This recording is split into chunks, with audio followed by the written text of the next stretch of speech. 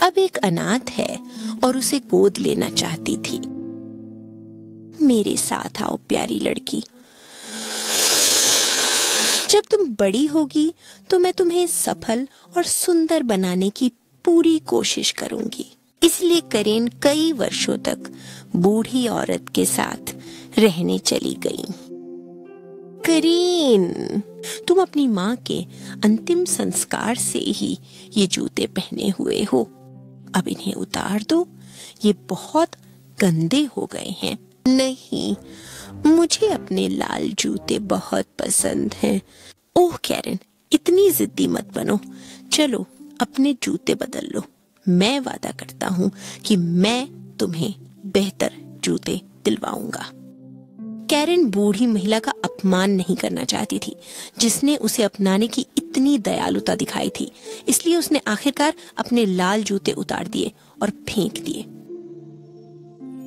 दिन बीत गए और एक दिन करेन अपने नए कपड़ों और खिलौनों के साथ अपने नए कमरे में खेल रही थी और बूढ़ी औरत के साथ उसके लिए एक नई जोड़ी जूते लेकर आया। पर कैरन को ये जूते बिल्कुल भी पसंद नहीं आए। लेकिन ये नीले हैं, बहुत बदसूरत, मुझे ये बिल्कुल पसंद नहीं है।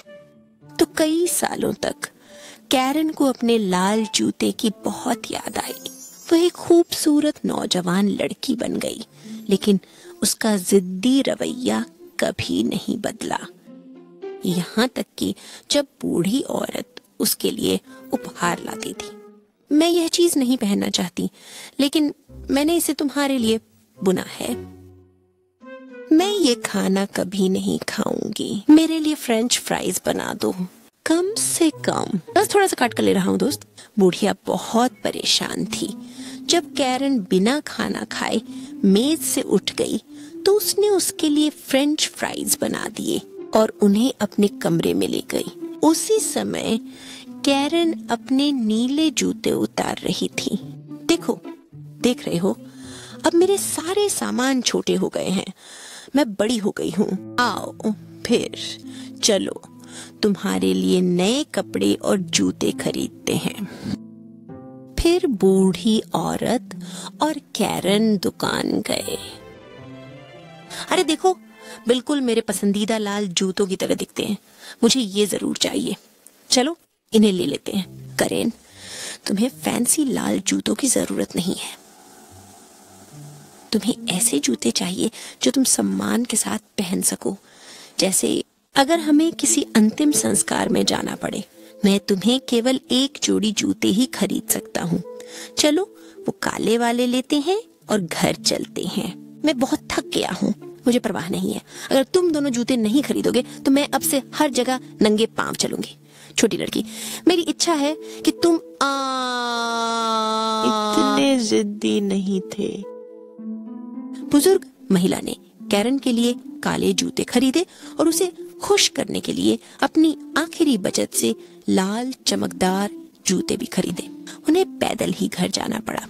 रास्ते में बूढ़ी औरत के पैर बहुत दर्द कर रहे थे और वह बिगड़ैल कैरन के साथ नहीं चल पा रही थी, और कैरन को कोई परवाह नहीं थी। वह अपने नए लाल जूतों के साथ घर चली गई। एक दिन बूढ़ी औरत ने कैरन से कहा कि उन्हें शहर में एक अंतिम संस्कार में शामिल होना है।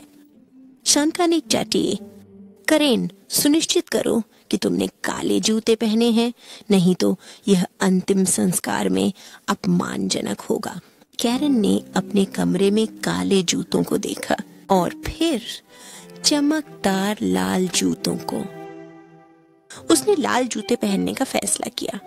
जब वे घर से निकली तो उसने अपने स्कर्ट से उन्हें ढक लिया ताकि बूढ़ी महिला को जूते न दिखे।